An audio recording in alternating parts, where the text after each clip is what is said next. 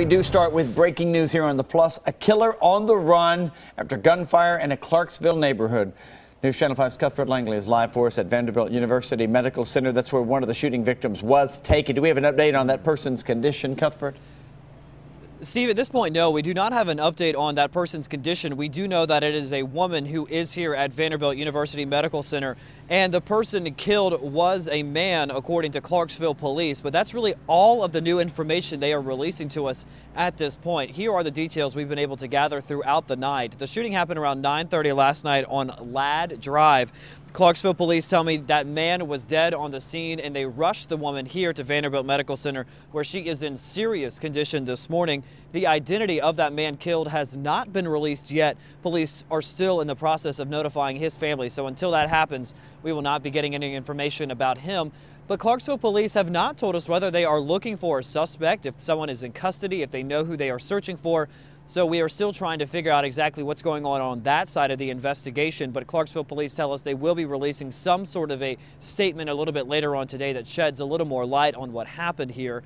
They are asking anyone who may know something about what happened to come forward with information about that. And you can do that using their Crime Stoppers tip line. That number is 931-645-TIPS. We're live at Vanderbilt University Medical Center this morning. I'm Cuthbert Langley, News Channel 5. Cuthbert, thank you. And of course, that shooting comes less than 24 hours after a man was shot outside an apartment complex on Fort Campbell Boulevard. It happened in the parking lot of Independence Place Apartments early yesterday morning. Now, we're told the man was shot twice, but is expected to survive. So if you have any information about either one of those shootings, call Crime Stoppers 931-645-TIPS.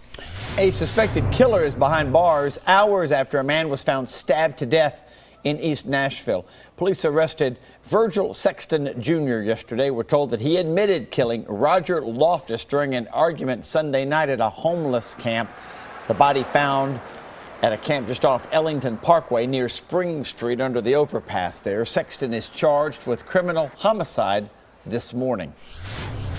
Also new this morning, 3 people are in the hospital after a bad crash in Christian County. The Kentucky New Era snapped this photo last night. Investigators say a car without its headlights on was driving on Madisonville Road when it collided with a truck near Pleasant Grove Road. Both drivers and a passenger were injured, but it's not known how seriously those injuries are. As soon as we find out more, we'll let you know. We do now know the name of the man found dead in the Cumberland River. Investigators say it's this man. Mina Botros was found in the water near Two Rivers Court over the weekend. Police believe he was the same driver who bailed out of a stolen car that was involved in a crash Saturday night. Foul play is not suspected. It is election day in the Bluegrass State. Actually, polls have been open for an hour now. The biggest decision voters have to make: who will be Kentucky's next governor?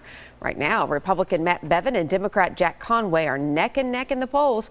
Conway is the state's current attorney general, is slightly ahead right now, but Bevin got a bump yesterday from his one-time adversary, U.S. Senate Majority Leader Mitch McConnell.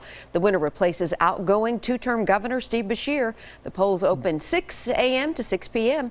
We'll have full results tonight on News Channel 5 at 10. All right, back in Tennessee now, Amy. A big education announcement is coming a little bit later this morning. In fact, less than 4 hours from right now. Details pretty limited. We're told it involves Governor Bill Haslam and the state's Department of Education. It takes place at 11 o'clock this morning at the state capitol. Look for details on our Facebook page and, of course, on newschannel5.com. We'll have them for you there. Speaking of education, Metro schools responding to claims that the district rigged standardized tests. School officials say their own internal review has not uncovered any evidence of cheating. That comes as 2 whistleblowers raised concerns in an exclusive interview with our chief investigative reporter, Phil Williams. True games would involve making sure that every student tested. This is manipulating data. This is making the test results different than what they would have been. It's rigging the game. Yeah, exactly. Both employees were high school guidance counselors. They claim they saw evidence of certain students being pulled from classes that were critical to the school's own test scores. But in a written statement, Metro Schools refuted that, saying records reviewed to date indicate that there is no systematic avoidance of EOC exams. It said that the staff spotted a relatively small number of questionable cases, but the numbers were not unusually high for any particular school. Phil's investigation does continue tonight. You can see that on News Channel 5 at 6 o'clock.